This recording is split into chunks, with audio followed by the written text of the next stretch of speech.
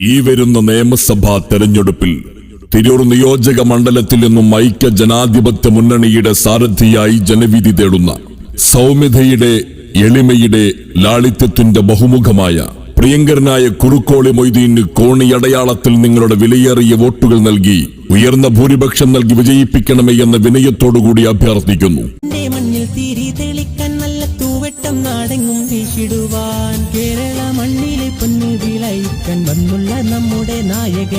നേരിന്റെ രാഷ്ട്രീയത്തിലൂടെ പ്രയാണം കുറിക്കാൻ